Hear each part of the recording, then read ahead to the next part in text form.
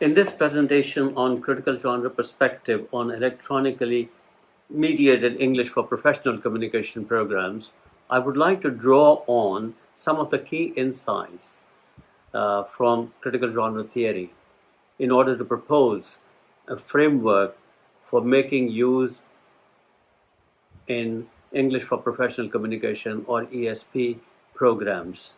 I would like to do that in three parts.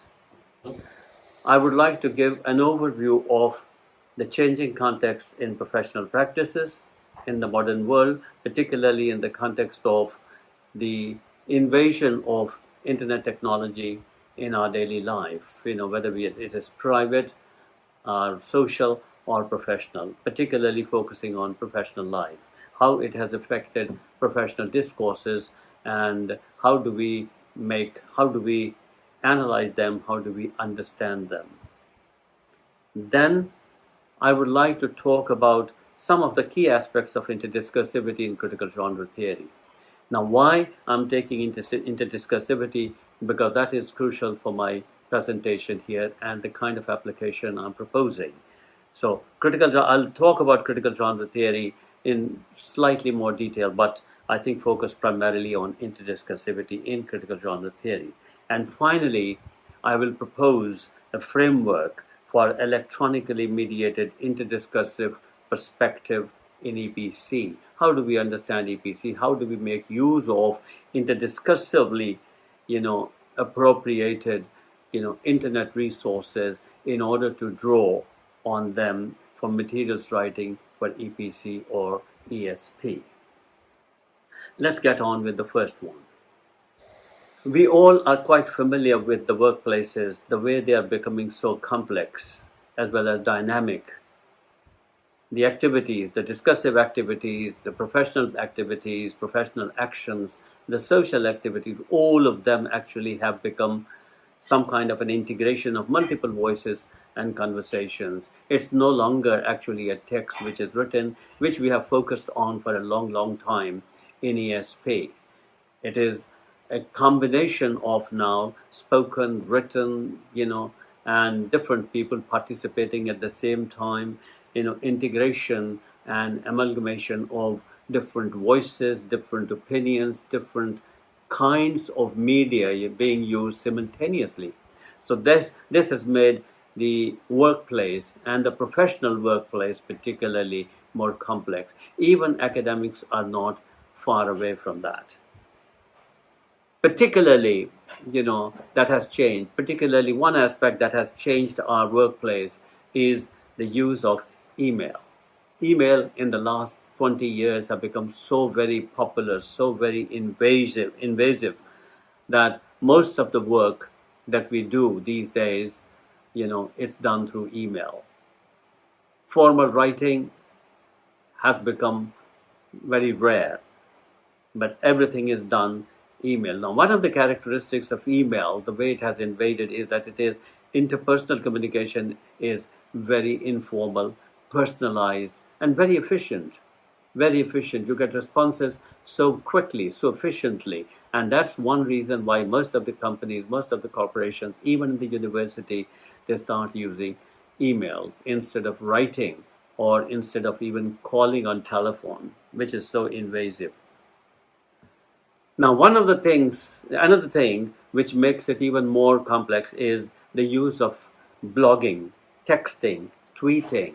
Now, all these forms of communication, they have become so very common in professional life. They are seen as real, authentic writing, particularly in business. And it is an important aspect of our digital literacy in professional context. We often actually see advertisements requiring expertise at the middle level or even at the lower level. When we talk about expertise, the kinds of people we want to hire, digital literacy occurs as one of the characteristics, one of the skills which is required of most people.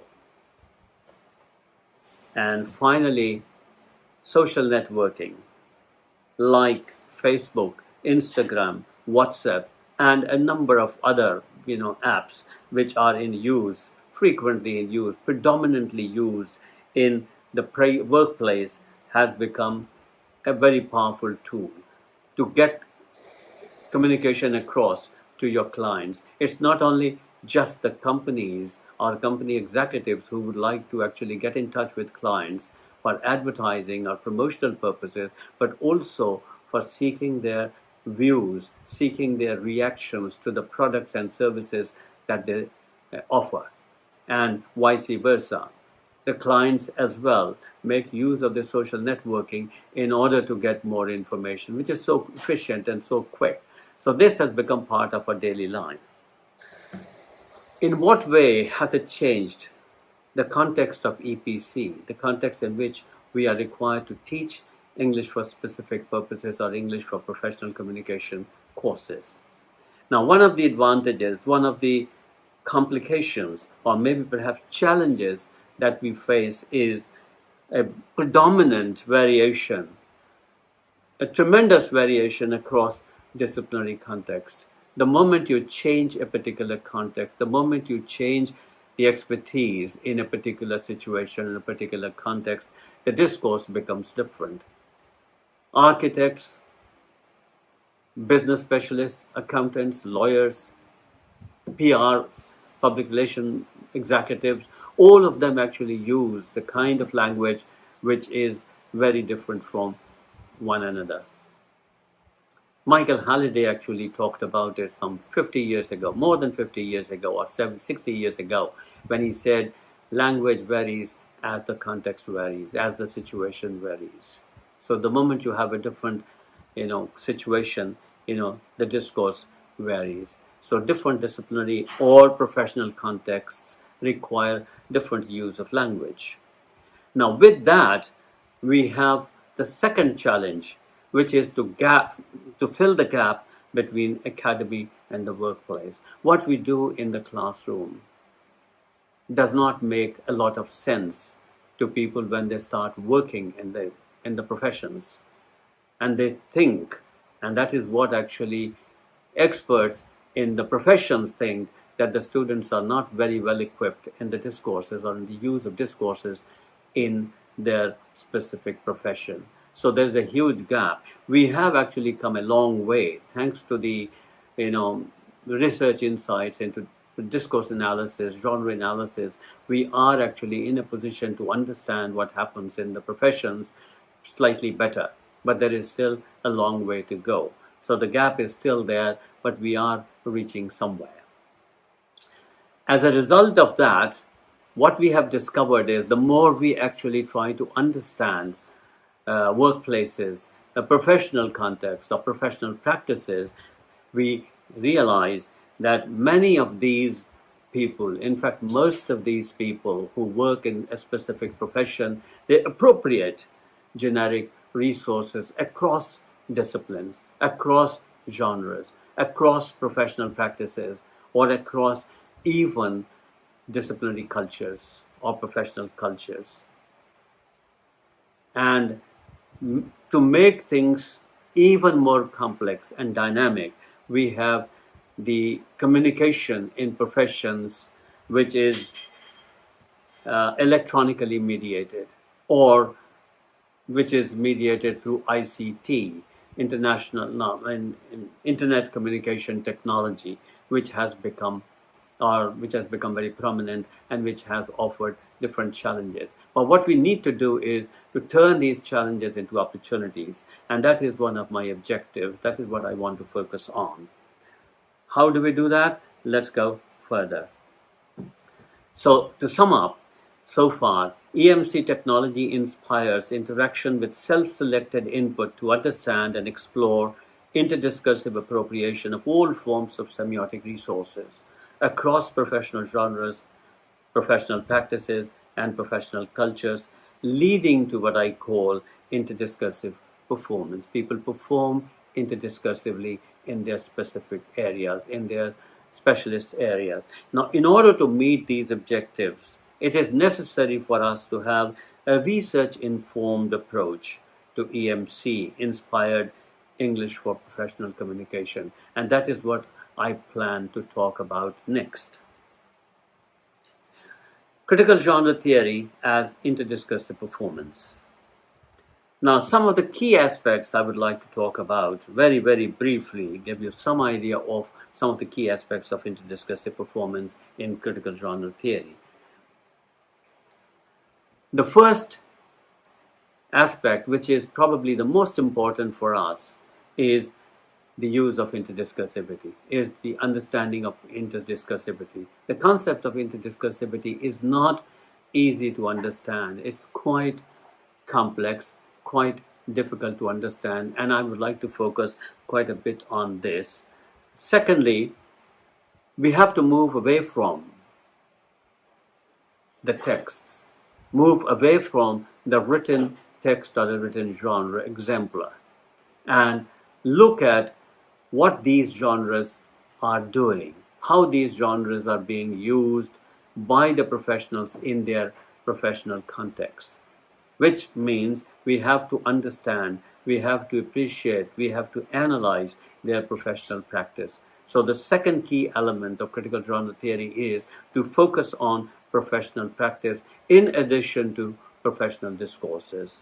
Now, I'm not undermining analysis of text or analysis of discourse, but we want to go further than that.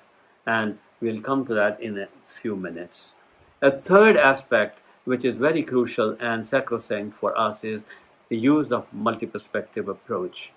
So far, in traditional conventional genre analysis, we have been actually using textualization predominantly, and context did play a modest role, but we didn't pay much attention to context more centrally.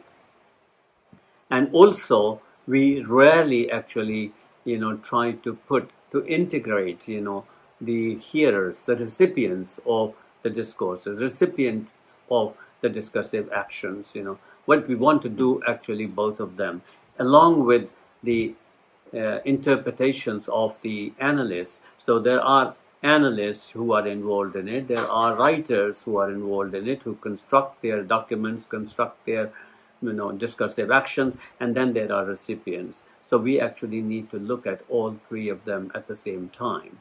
And in order to do that, we have to have a multi-perspective approach, a multi-dimensional approach, because the discourses today are multi-dimensional. We were not able to study many of these in great detail, partly because we didn't have the technology available. And when we didn't have the technology available, then of course, yes, it was a bit difficult to collect data and analyze. But now, of course, these things are possible. And not only possible, they are easily accessible. Now, let's go a little bit further. Now, to begin with interdiscursivity, earlier conceptualization of genres, and the references are Bhatia's trails in several years, at least about 20 years, we predominantly focused on text, and the context played a relatively modest role.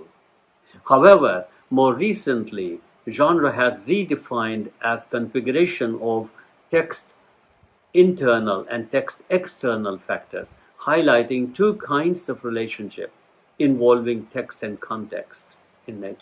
Two kinds of analyses, text and context. Interrelationship between and across texts, focusing primarily on text internal properties, are viewed as intertextual in nature, whereas interactions across and between genres, resulting primarily from text external factors, are seen as interdiscursive in nature. Interdiscursivity is thus viewed as a function of appropriation of generic resources. And when I talk about generic resources, I'm talking about text external resources which are not necessarily visible on the surface of the text, and they are primarily contextual in nature. We focus on specific relationships between and across genres, professional practices, as well as professional cultures. How do we do that? I'll come to that in just a minute next. The relationship I was trying to talk about can be represented in the diagram I have in front of you. Appropriation across text internal or textual resources allows us the use of intertextuality. Whereas appropriation across generic resources, as I said, most of them are text external, they actually allow us to use interdiscursivity. So that is the way I distinguish. If you use textual resources which are visible on the surface of the text, which we can easily identify, then of course we are making use of intertextuality. On the other hand, if we are using textual in text external resources which are not visible on the text, and text external resources are like conventions of specific genres, mindsets of professionals when they operate in their everyday life, in their professional activities or professional actions, their identities as they are reflected not directly but indirectly in their in their voices, in their writing, or in their speeches, or as they actually practice, as they perform their tasks every day. Now these are all external, and it is possible to appropriate one across the other. Now let's move on to a little bit more work on interdiscursivity. Some more information about interdiscursivity.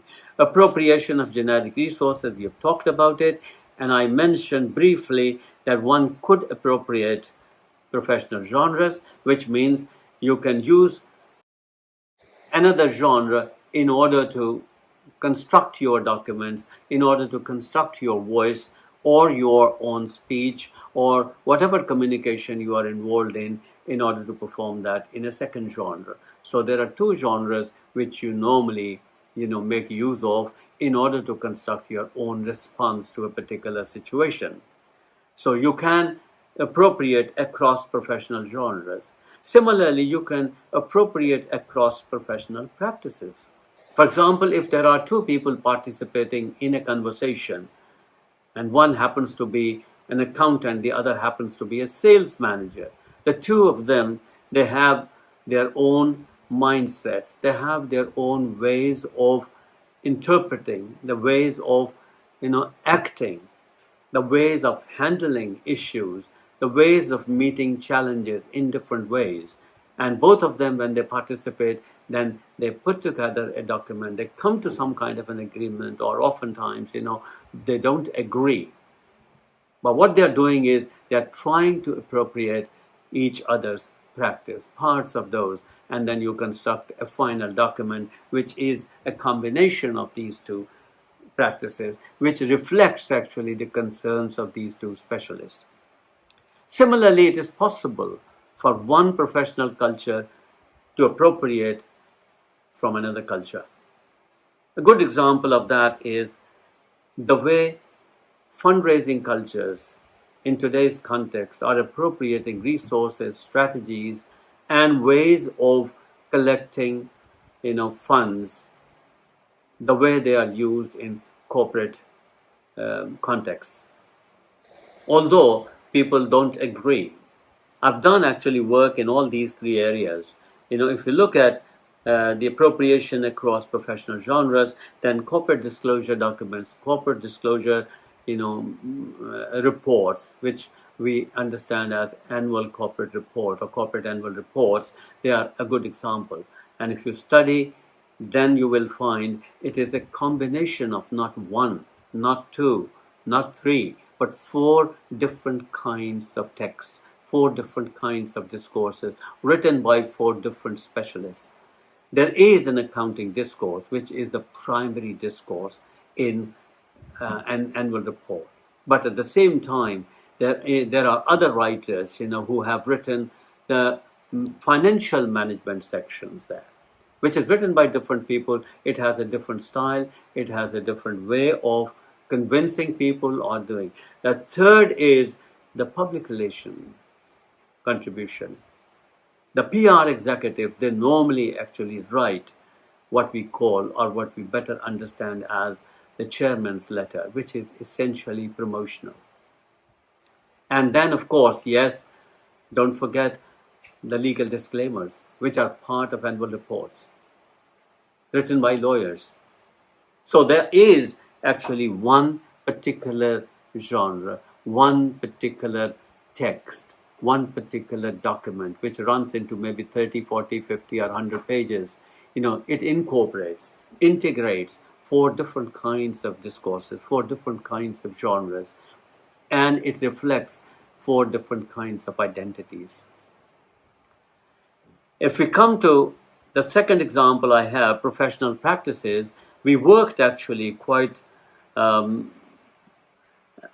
quite some time on colonization of arbitration practices. What we wanted to see was whether arbitration, which is seen as a different practice from litigation practice, but the people involved in both of them, in majority of cases, are lawyers, and lawyers being lawyers, whether they are actually on the litigation floor or arbitration floor, they start behaving exactly the same way.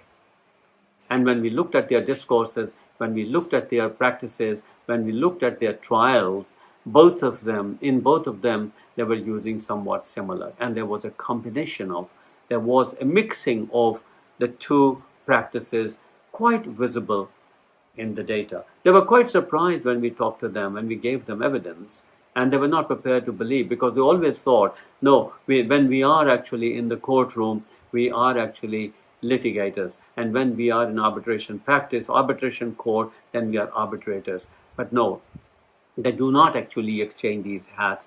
It's the same hat which they wear most of the time. So there is appropriation of professional practices across 2 disciplines. Professional cultures, I've already talked about it. Fundraising culture is very different from corporate culture.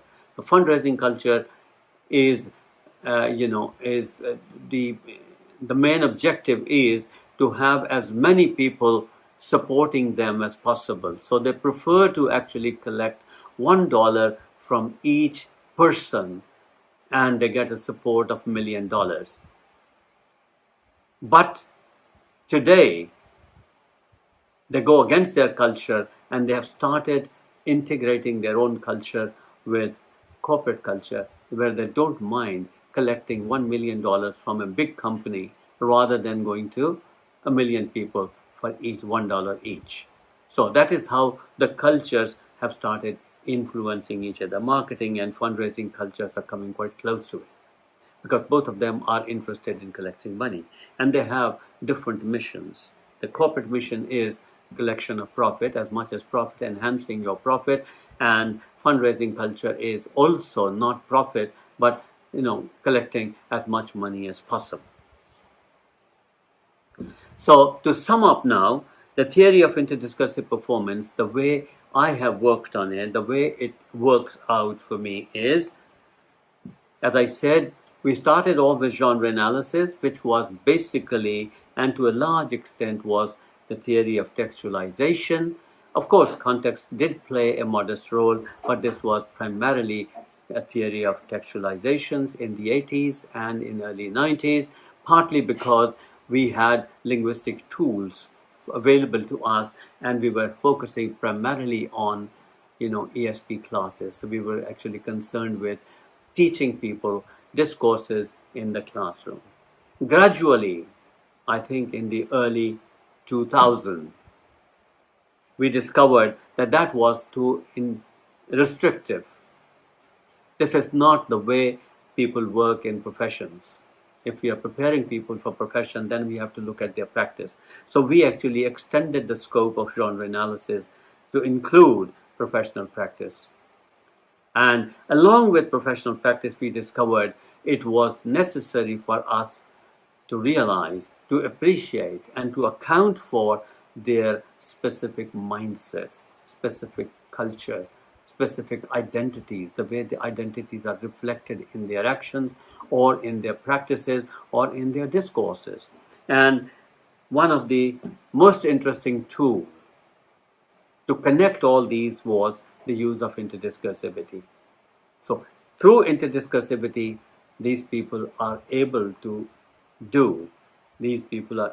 perform their practice. So quite a lot of mystification which surrounded, the use of language and the use of resources in professional context was demystified when we started focusing on discursive performance through the use of interdiscursivity, through the analysis of interdiscursive appropriations.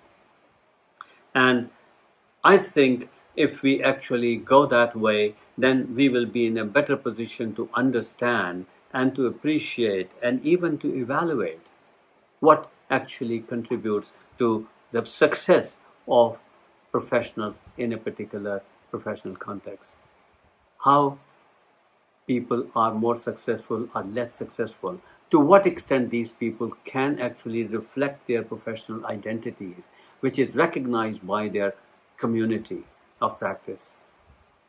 So, critical genre theory as theory of interdiscursive performance allows us to understand and appreciate what these people do in their daily life. That was the question I started off with in the early 80s and 90s when I wanted to study why all these professionals, all these specialists wanted, or all the professionals wrote their documents the way they did.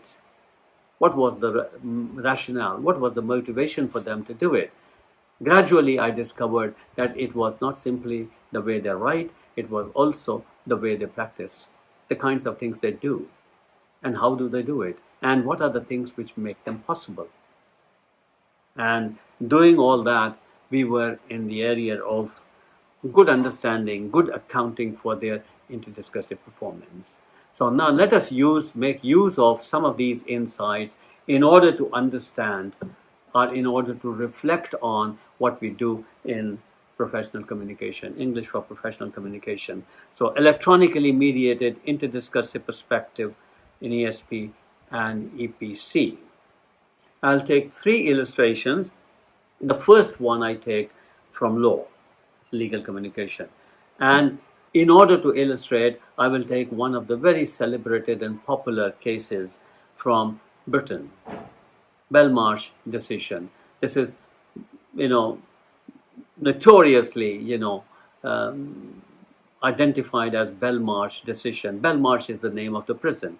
Now, what happened in the case was, after the 9/11 attacks in America and after the invasion of Iraq, number of people who were suspected of getting involved, suspected of having some kind of support or some kind of involvement in terrorist activities, they were rounded off and they were put in prison without trial. In Britain, there were so many people who were put in prison, in Belmarsh prison, for a long time without any trial. Similar thing happened in America also, but we are less concerned at this stage. So these people were imprisoned in Belmarsh prison, and the people who were imprisoned, they were legal residents in England. They were not illegal. They were legal residents. Some of them were British citizens and the others were foreign nationals, but staying in Britain legally. Now, the summary of the case, let me give you some idea. The facts were, following the implementation of Human Rights Act 1998, prisoners claimed that their detainment in Belmarsh prison under the Anti-Terrorism, Crime and Security Act of 2001 was incompatible with the European Court of Human Rights, to which Britain was a signatory. So they said, maybe perhaps the British law allows you to imprison us, maybe indefinitely, if we are suspected of having any involvement in terrorist activities, but the European Court of Human Rights does not accept that. It's contrary to the dictates of the European Court of Human Rights. So the issue was, before the court was, that detainment was unlawful and or incompatible. So 2 things, whether it is unlawful or whether it is incompatible or compatible. This is what they had to decide.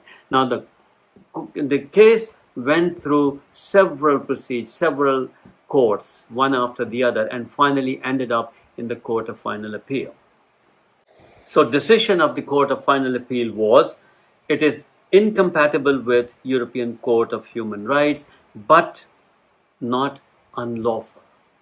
The British Act allows them to do it, but it is incompatible with ECHR. And one of the reasons was it was discriminatory in one sense. And I'll give you an indication. The reasoning given by the court was the court dismissed the appeal on the grounds that under the prevailing statute, the Anti-Terrorism, Crime and Security Act of 2001, the treatment was lawful because it allowed you to do that.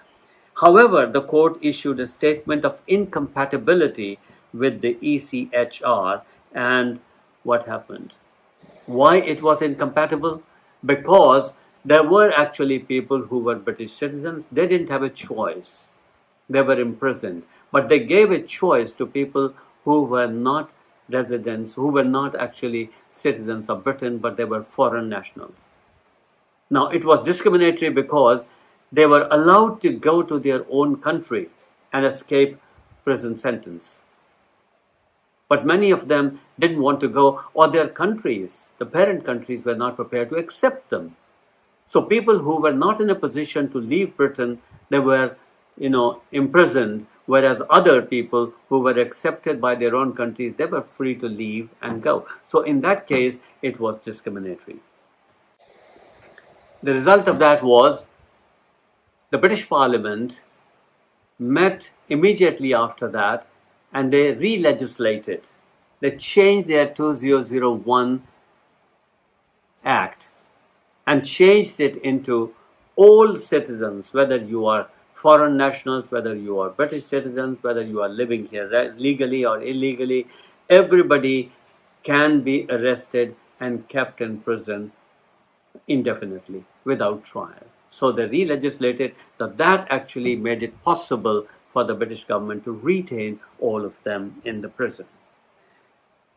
Now, when we look at this judgment, the judgment runs into about more than 100 pages, 105 or 107 pages, a long judgment, and it appropriates from several areas, several other kinds of discourses, several other subgenres of law.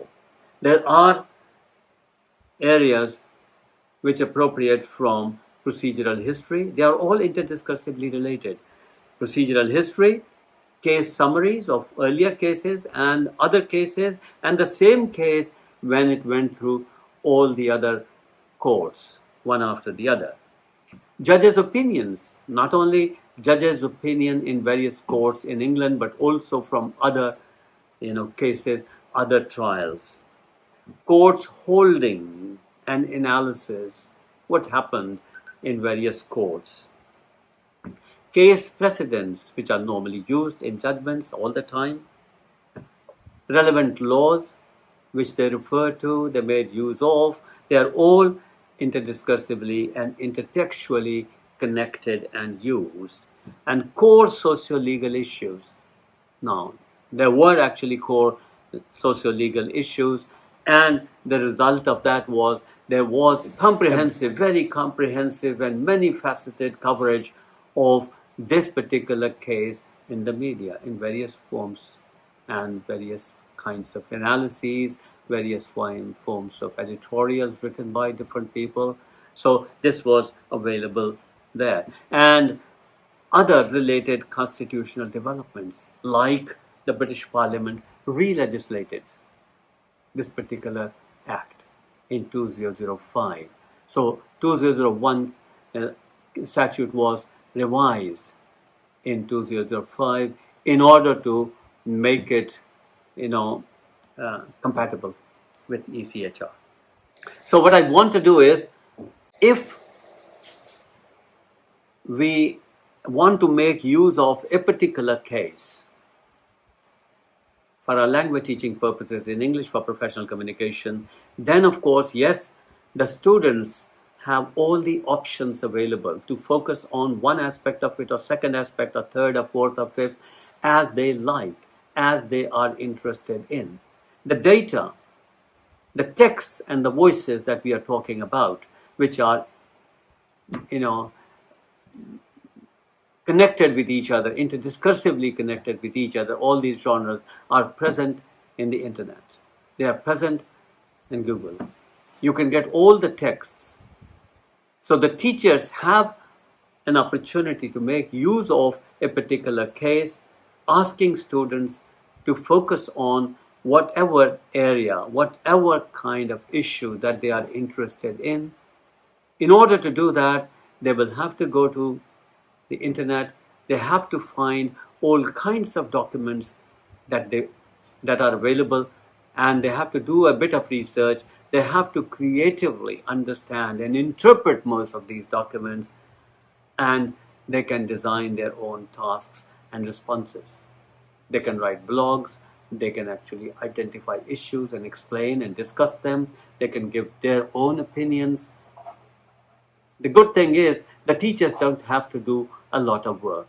The teachers are there not to teach, every aspect of it. The teachers are there to guide them simply as facilitators. And it's for the students who actually go and take charge for their own learning. Let us take the second instance as illustration. And that is very familiar to us. It is because of this virus, COVID-19, that we are meeting virtually. Now, if you want to take up this perspective, then of course, literature is again full of hundreds and thousands of texts, hundreds and thousands of, discourses, which are not only written, but they are different genres. Some of them are visual, some of them are spoken, some of them are written, some of them are combinations of visual. So all kinds of strategies that you can notice. And it has several aspects, several perspectives. One could focus on the impact on business. One could focus on the impact on tech industry. If people are actually, students are interested in tech industry, then they can actually look at it from their point of view. Business people can look at it from their point of view. Recent developments in research, science and technology people, they can find so many documents, authentic documents, which will allow them to work in areas that they are interested in. Public policies. Of course, yes, during pandemic, all the countries, most of the countries, they have their own public policies, and there are discussions of those, elaborations of those, discussions and talks and videos which are available in the press. People who are interested, they can do that. People who are environmentalists or studies environmental studies, they can actually focus on that. Or of course, yes, updates from WHO. So the point I'm trying to raise is literature is full of these documents, full of these artifacts on every aspect of that you can think of COVID-19. It allows you to look at, collect data. All of it is authentic. And let me give you some brief examples. There is something, expert talks on COVID-19. This is famous Tony Fauci from America, who's probably the top guy, and he talks about his views. Then there are immunology, nature, people who are interested in science. So it has visuals and it has textual elements. Then of course there are experts who estimate, the policies of the people, policies of the countries, and what is happening in a particular country. And then of course, yes, WHO, their updates, weekly updates, a number of other documents that are available. Now, which actually is multimodal. Now, many of these documents are multimodal, which is actually, the order of the day. People don't write in terms of, entirely in terms of writing, but people do use multiple modes. And you have all these texts available. Third, we can take up this Belt and Road Initiative by People's Republic of China. It has a vision document, vision and actions. It has documents, histories, summaries, informed opinions, editorials from all over the world, independent analyses given by different experts, press releases, operational constraints, country-specific economic issues, and related genres like blogs. An interesting thing is, blogs are also from the point of view of different disciplines. There are World Bank blogs, there are WHO blogs, there is economic banking blogs, or arbitration blogs from the legal point of view, and the country-specific blogs. And all kinds of things are possible. Students can actually get data and work on their own in whatever they are interested in specific. Different countries can probably focus on different aspects of it. All of them are relevant for them. Now, that is what I would like to see, and something which gives you support for this kind of analysis, for this kind of treatment, is the use of interdiscursivity, because all of them are interdiscursively related. If you understand how interdiscursivity works, which is very easy to do simply because we are very familiar with that, but we never theorized. Now, with a little bit of informed background, we can actually make use of that in our EPC teaching. Let me conclude now. What are the advantages? What sort of opportunities we had, and what sorts of challenges we had, and how do we make use of them? Now, opportunities for EMC-inspired ESP and EPC. We agree that it's a huge resource for input to teaching materials. If you want to write materials, then of course, yes, we can do that. Interdiscursively related genres. Most of these genres are interdiscursively related. Authentic. All of them are authentic. There's a big debate about, authenticity in ESP and EPC, but here you don't have to argue about it because most of them are authentic, thanks to the use of creative media in our daily life, in our professions, and all of them are authentic. It's possible for people, and that is a good training ground for students as well as for teachers, to identify, analyze, and appropriate textual input. Gives you wonderful training to identify these things, analyze these things, understand them, interpret them, and then make use of those legitimately, appropriate them legitimately, not plagiarizing, but using them legitimately through the rhetorical processes of either recontextualization, reframing, reformulating, or resemiotisation. All these activities, all these rhetorical processes are very familiar to us. People do make use of these things, and in order to own, or in order to refer to other voices in academics, can be done in business and EPC context. The best thing about this kind of task deployment is that it offers integrated linguistic and literacy skills. You are not itemizing one skill against the other, not focusing on one skill at a time, because this is not what happens in the professions. What happens in the workplace is all these skills are integrated, all these skills take place simultaneously. So it allows you to do that naturally. And it's research-based, problem-solving, critical thinking, creative tasks. Most of the tasks that are assigned to students, or they actually assign themselves, they are research-based. They have to look for data. When you look for data, you have to look for relevant data. The data which is relevant for your task. And you do that only by understanding and appreciating that kind of data.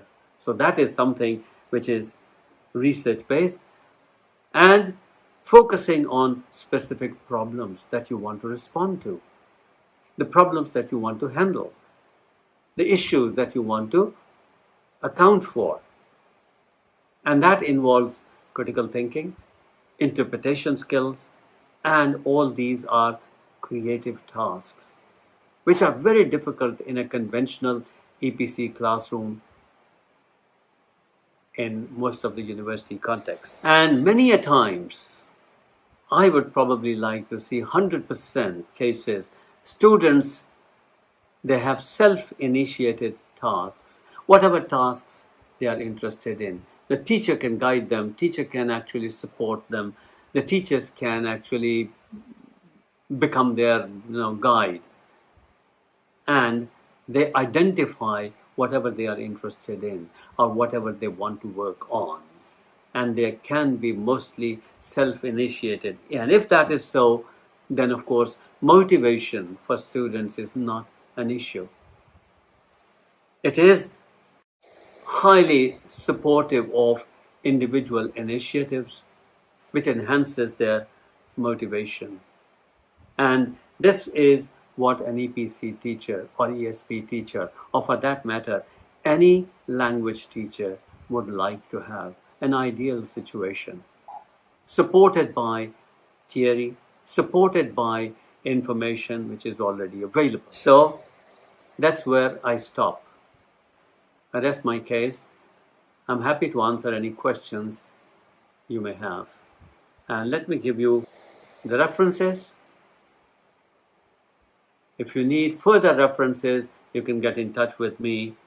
And there you have the email available to you. Thank you very much.